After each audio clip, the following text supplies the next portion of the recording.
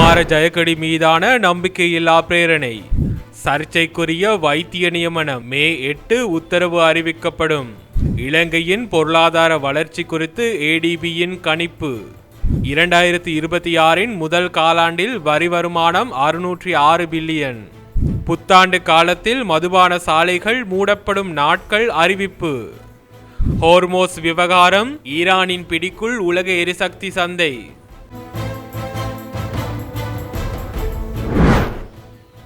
வலுசக்தி அமைச்சர் குமார ஜெயக்கொடிக்கு எதிராக எதிர்க்கட்சியினால் கொண்டுவரப்பட்ட நம்பிக்கையில்லா பிரேரணை இன்று பாராளுமன்றத்தில் விவாதத்திற்கு எடுத்துக் கொள்ளப்பட்டது. நாட்டிற்கு இறக்குமதி செய்யப்பட்ட நிலக்கரியின் தரம் மற்றும் கொள்முதல் நடைமுறைகளில் காணப்பட்ட முறைகேடுகள் காரணமாக மின் உற்பத்தி பாதிப்பு ஏற்பட்டுள்ளதாக எதிர்க்கட்சிகள் குற்றம் சுமத்தியுள்ளன. இதனை அடிப்படையாக கொண்டு அமைச்சருக்கு எதிராக இந்த நம்பிக்கையில்லா பிரேரணை கடந்த மாதம் சபாநாயகரிடம் கையளிக்கப்பட்டது.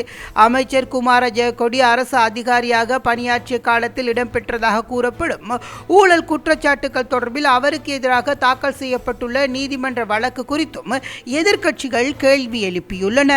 நிலக்கரி கொள்முதலில் இடம்பெற்றதாக கூறப்படும் முறைகேடுகள் குறித்தும் அண்மையில் வெளியான கணக்காய்வு அறிக்கை தொடர்பில் விவாதத்தின் போது விரிவாக ஆராயப்பட்டது. குறித்த நம்பிக்கையில்லா பிரேரணை தொடர்பில் பாராளுமன்றத்தில் இன்றைய தினம் வாத பிரதிவாதங்கள் இடம்பெற்றன. වර්තමාන බලශක්ති ඇමති කුමාර ජයකොඩි මහතාට එරෙහිව විශ්වාස භංගය පිළිබඳ යෝජනා මම ඉදිරිපත් කර තිබෙනවා. එහි කාරණා 4ක් මත එම යෝජනාව ඉදිරිපත් කර තිබෙන්නේ. පළවෙනි එක තමයි පාර්ලිමේන්තු මන්ත්‍රීවරයෙක් හැටියට චර්යාධර්ම සංග්‍රහයේ 3 වන කොටසේ 6 වන වගන්තියේ තිබෙන මහජන විශ්වාසය පළුදු කරමින් මහජන සම්පත් නාස්තිය සහ පොදු භාවිතය ගාරු මන්ත්‍රීතුමා ඔබතුමා යෝජනා කියවන්න. මන්ත්‍රීවරයන් සෑම අවස්ථාවකදීම ඔවුන් වෙත තබා ඇති මහජන විශ්වාසයට අනුව ක්‍රියා කළ යුතු අතර සෑම විටම පොදු සම්පත් භාවිතයද ඇතුළු ඔවුන්ගේ හැසිරීම සහ අවංක භාවයකින් සහ ඒකානුතාවයකින් යුතුය. ඒ ස්ථාවරය කඩ කරලා තිබෙනවා. ඒ වගේම ආණ්ඩු ක්‍රම ව්‍යවස්ථාවේ 28 වන ව්‍යවස්ථාවට අනුකූලව මූලික යුතුකම් ඉටු කිරීමට අමාත්‍ය මණ්ඩලයේ අමාත්‍යවරයෙකු ලෙස අපොහොසත් වී තිබීම නිරීක්ෂණය වල හේින්ද නොරොච්චෝලේ ලක්විජය ගල්ලංගුරු බලාගාරය සඳහා ප්‍රමාණවත් හා ගුණාත්මක ගල්ලංගුරු ප්‍රසම්පාදනය සහතික කිරීම සඳහා බලශක්ති අමාත්‍යවරයා තම මූලික රාජකාරී ඉටු කිරීමට අපොහොසත් වී ඇති හේින්ද තීරණාත්මක ජාතික බලශක්තිවත්කමක් අධීක්ෂණය කිරීමේදී එවැනි දැඩි නොසලකිලිමත්කමක් අමාත්‍ය වගකීම මූලික වශයෙන් උල්ලංඝනය කර ඇති හේින්ද ශ්‍රී ලංකා ප්‍රජාතාන්ත්‍රික සමාජවාදී ජනරාදය 2024 නොවැම්බර් මාස 25 වෙනි දින අංක 24.12.08 දරන අතිවිශේෂ ගැසට් පත්‍රය මගින් බලශක්ති අමාත්‍යවරයාට පවරා ඇති ආයතනික කළමනාකරණ මට්ටමින් සිදුවන පාඩු සහ විදුලි ජනන බෙදා හැරීමේ පද්ධතියට සිදුවන තාක්ෂණික හානිය අවම කිරීමට අවශ්‍ය පියවර ගැනීම සහ විදුලි ජනනය සඳහා දරනු ලබන පිරිවැය අඩු කිරීම සඳහා සහ ජනනයේදී ඇතිවන අවිනිශ්චිතතා ඉවත් කිරීම යන විෂයන් සඳහා සහ කාර්යයන් ඉටු කිරීමට ඔහු පැහැර හැරිති හේින්ද වර්තමාන බලශක්ති අමාත්‍යවරයා ලංකා පොහොර සමාගමේ ප්‍රසම්පාදන කළමනාකරන සේවය කරමින් සිටියේදී දූෂණ ක්‍රියාවක් සිදු කිරීම පිළිබඳව ඔහුට එරෙහිව අල්ලස් සහ දූෂණ විමර්ශන චෝදනා විමර්ශනය කිරීමේ කොමිෂන් සභාව විසින් අල්ලස් පනතේ 70 වෙනි වගන්තිය ප්‍රකාරව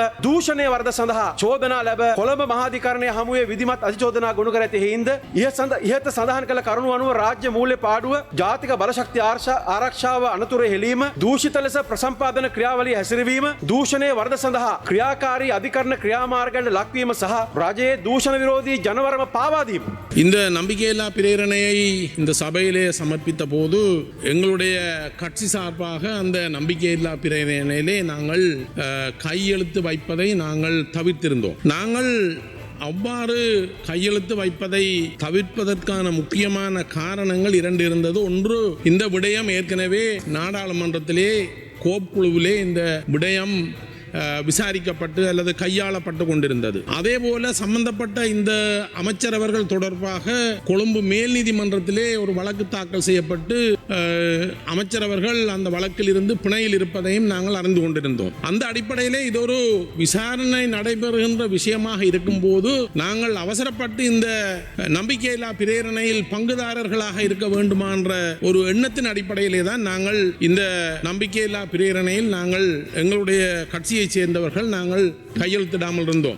Privilege under Powers Privilege Act number 21 of 1953 read the standing orders 118(2)(a) concerning concerning a serious and continuing obstruction to discharge of my duties as a member of parliament. Over the past several months, I have submitted multiple questions for both to be answered in this house and at committee level in person at Committee of Public Finance, directed at the Central Bank of Sri Lanka and the relevant authority. These questions relate to matters of critical national import, including but not limited to the regulatory position and the oversight of cryptocurrency transactions, the composition of utilization of Sri Lanka US dollar reserve, the policy directions on digital currency, the independence and the governance conduct of the central bank, the legality and the procedural basis of the 2022 debt standstill announced without prior parliamentary approval, the operational scope and the effectiveness of central bank supervision division that was also referred by the IMF delegation in the diagnostic report for corrective action, the strategy and the transparent next point, the strategy and the discrepancy of US dollar reserve build up for the government, and the recent allegations of financial irregularities involving institutions such as NDB Bank, which now has extended to involve 5 to 7 banks.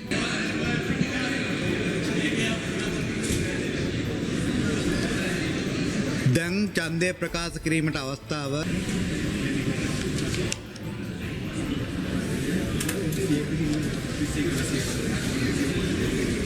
වෙනත් කරු හෝ ගරු මන්ත්‍රීතුමෙක් ඉන්නවද ඡන්දය පාවිච්චි කිරීමට නොහැකු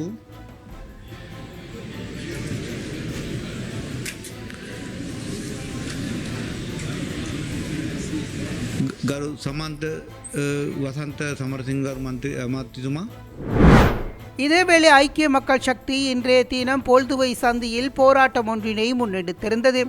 பத்தரமுல்லை தியத்த உயனவிற்கு அருகில் பாராளுமன்றத்திற்கு உட்பிரவேசிக்கும் சந்தியில் இந்த ஆர்ப்பாட்டம் முன்னெடுக்கப்பட்டது.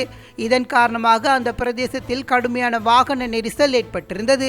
நிலக்கரி ஊழலில் ஈடுபட்ட அமைச்சரை உடனடியாக பதவி விலக்க வேண்டும் என கோரி ஐக்கிய மக்கள் சக்தியும் அதனை சார்ந்த சில உறுப்பினர்களும் ஒன்றிணைந்து இந்த ஆர்ப்பாட்டத்தில் ஈடுபட்டிருந்தனர்.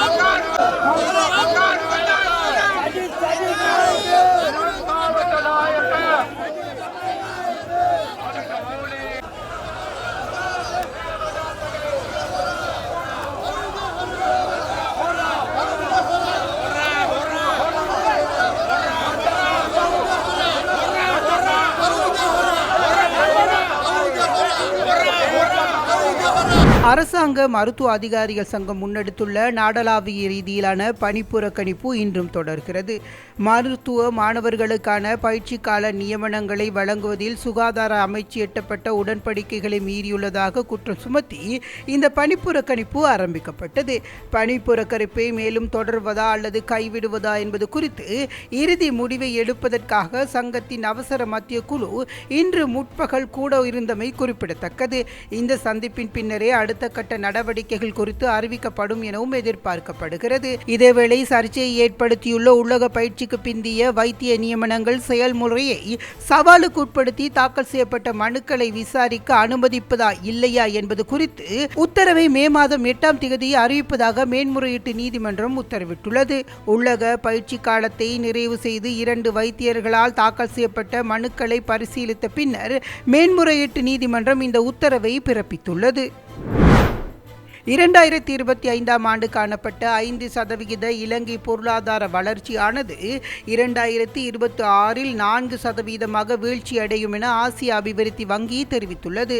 மத்திய கிழக்கு மோதலானது அபிவிருத்தி அடைந்து வரும் ஆசிய மற்றும் பசிபிக் பிராந்தியத்தின் பொருளாதார நிலவரத்தில் தாக்கத்தை ஏற்படுத்தும் எனவும் கணிக்கப்பட்டுள்ளது. ஆரம்ப ஸ்திரத்தன்மை நிலவும் சூழலில் பிராந்திய வளர்ச்சியானது 2026 மற்றும் 2027 ஆகிய 2 ஆண்டுகளில் 5.1% அமையும் என எதிர்பார்க்கப்படுகிறது. அதிகரித்த எரிசக்தி விலைகள் உற்பத்தி செலவுகள் நுகர்வோர்களின் விலைகளையும் உயர்த்தும். அதேவேளை அமெரிக்க சுங்கவரி அதிகரிப்பு முன்னதாகவே கடந்த ஆண்டில் மேற்கொள்ளப்பட்ட அதீத ஏற்றுமதி நடவடிக்கைகளை தொடர்ந்து ஏற்றுமதி வளர்ச்சி வழமைக்கு திரும்பும். தெற்காசியா மற்றும் அபிவிருத்தி அடைந்து வரும் தென்கிழக்கு ஆசியா ஆகியவற்றில் நிலவும் உறுதியான உள்நாட்டிற்கு தேவையான வளர்ச்சிகளை தொடர்ந்து நிலைநிறுத்தும். 2025ஆம் ஆண்டின் பல பொருளாதாரங்களில் தனித்திருந்த பணவீக்கம் மோதல்களுடன் தொடர்புடைய அதிக எரிசக்தி விலைகளின் தாக்கம் காரணமாக இந்த ஆண்டு 3.6% உயரும் என கணிப்பிடப்பட்டுள்ளது. அதற்கு அமைய ஆசிய அபிவிருத்தி வங்கி வெளியிட்டுள்ள அறிக்கையில் இலங்கையின் பொருளாதார வளர்ச்சி தொடர்பில் தெரிவிக்கப்பட்டுள்ளதாவது 2027ஆம் ஆண்டு இலங்கையின் பொருளாதார வளர்ச்சியானது 4.2% சிறிய அளவில் அதிகரிக்கும் என்றும் கணிப்பிடப்பட்டுள்ளது. அதேவேளை பணவீக்கமானது 2026ஆம் ஆண்டின் 0.5%இலிருந்து 5.2% உயர்ந்து பின்னர் 2027இல் 4% குறைவடையும் என ஆசிய அபிவிருத்தி வங்கி தெரிவித்துள்ளது. 2026ஆம் ஆண்டின் முதலாவது காலாண்டில் 6,06,002 மில்லியன் ரூபாய் வரி வருமானம் ஈட்டப்பட்டுள்ளதாக உள்நாட்டு இறைவரி திணைக்களம் தெரிவித்துள்ளது. 2025ஆம் ஆண்டின் முதல் காலாண்டுடன் ஒப்பிடுகையில் 17.7% வளர்ச்சியாகும் என அந்த திணைக்களம் குறிப்பிட்டுள்ளது. இந்த வருமானத்திற்கு வருமான வரி, பெறுமதி சேர்க்கப்பட்ட வரி, சமூக பாதுகாப்பு பங்களிப்பு வரி உட்பட அனைத்து வரி பங்களிப்புகளும் செய்துள்ளன. 2026ஆம் ஆண்டிற்கான இலக்கு வைக்கப்பட்ட வரி வருமானத்தில் 25% முதல் காலாண்டிலேயே ஈட்டியுள்ளமை குறிப்பிடத்தக்கது. எதிர்வரும் தமிழ் மற்றும் சிங்கள புத்தாண்டு காலத்தை முன்னிட்டு மதுபான விற்பனை செய்வதற்கான மதுவரி அனுமதி பத்திரம் பெற்ற இடங்களை மூடுவது தொடர்பாக மதுவரி திணைக்களம் அறிக்கையொன்றினை வெளியிட்டுள்ளது. அதன்படி எதிர்வரும் 13 மற்றும் 14 ஆகிய தினங்களில் தமிழ் மற்றும் சிங்கள புத்தாண்டு பிறப்பினை முன்னிட்டு நாடளாவிய ரீதியில் உள்ள அனைத்து மதுபான சாலைகளையும் மூடப்பட வேண்டும் என பிரதி மதுவரி ஆணையாளர் ரோஷான் பெரேரா அறிவித்துள்ளார். இக்கால பகுதியில் இடம்பெறும் மதுவரி குற்றங்கள் மற்றும் புகையிலை தொடர்பான குற்றச்சாட்டுகள் குறித்து முறைப்பாடுகளை சமர்ப்பிப்பதற்கு திணைக்களத்தின் செயல்பாட்டு அறையுடன் இணைக்கப்பட்ட 1913 என்ற அவசர தொலைபேசி இலக்கத்தை பயன்படுத்துமாறும் அந்த அறிக்கையில் மேலும் கோரப்பட்டுள்ளது. போர் நிறுத்தம் ஏற்பட்டு 6 மாதங்கள் கடந்துள்ள நிலையிலும் காசா பகுதிக்குள் அத்தியாவசிய மருந்து மற்றும் மனிதாபிமான உதவிகள் சென்றடைவதை இஸ்ரேலிய அதிகாரிகள் தொடர்ந்தும் தடுத்து வருவதாக பாலஸ்தீனியர்களுக்கான மருத்துவ உதவி அமைப்பு தெரிவித்துள்ளது. இஸ்ரேலின் இந்த தடையால் காசாவில் உள்ள மருத்துவமனைகள் மற்றும் சுகாதார நிலையங்கள் பாரிய மருத்துவ தட்டுப்பாட்டை எதிர்நோக்கியுள்ளதாக அல் ஜசீரா செய்தி வெளியிட்டுள்ளது. காசாவிற்கு தேவையான அத்தியாவசிய மருந்துகளின் அரைவாசிக்கு மேற்பட்ட கையிருப்புகள் இல்லை என்றும் குறிப்பாக புற்றுநோய் சிகிச்சைக்கான மருந்துகளில் 64% முற்றாக தீர்ந்துள்ளதாகவும் தெரிவிக்கப்பட்டுள்ளது. காசாவில் உள்ள மருத்துவமனைகளில் சுமார் அரைவாசி பகுதியினர் இன்னும் தமது சேவைகளை மீள ஆரம்பிக்கவில்லை. அதேவேளை முழுமையாக இயங்கக்கூடிய நிலையில் உள்ள மருத்துவமனை கூட தற்பொழுது அங்கு இல்லை எனவும் தெரிவிக்கப்படுகிறது. உதிரிப்பாகங்கள் மற்றும் எண்ணெய் விநியோகம் தடுக்கப்பட்டுள்ளதால் மருத்துவமனைகளில் உள்ள 90 மின் பிறப்பாக்கி செயலிழந்து காணப்படுகின்றது.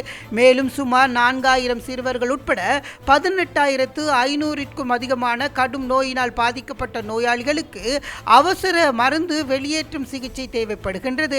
இருப்பினும் அதற்கு அனுமதி தொடர்ந்து மட்டுப்படுத்தப்பட்ட அளவிலேயே வழங்கப்படுகின்றது. இந்த தடைகள் காரணமாக காசாவின் சுகாதார கட்டமைப்பு முற்றாக சீர்குலையும் அபாயத்தில் உள்ளதாக மனிதாபிமான அமைப்புகள் கவலை வெளியிட்டுள்ளன.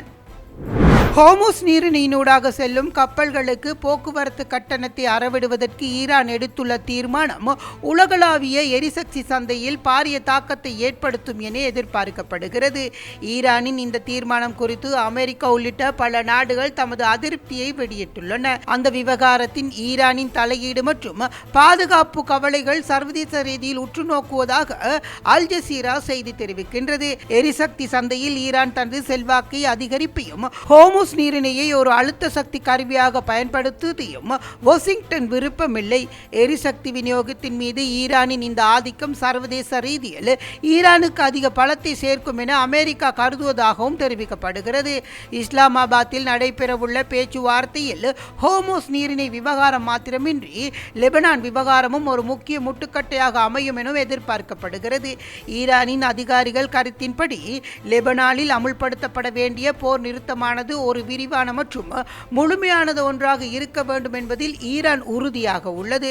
இருப்பினும் லெபனானின் பல்வேறு பகுதிகளில் இஸ்ரேல் வான்வழி தாக்குதல்களை தொடர்ந்து முன்னெடுத்து வருகின்றது. இந்த முரண்பாட்டான சூழ்நிலைகளுக்கு மத்தியில் எதிர்வரும் பேச்சுவார்த்தைகள் எவ்வாறான முடிவுகளை தரும் என்பதில் சர்வதேச நாடுகள் மிகவும் அவதானம் செலுத்தி வருகின்றன.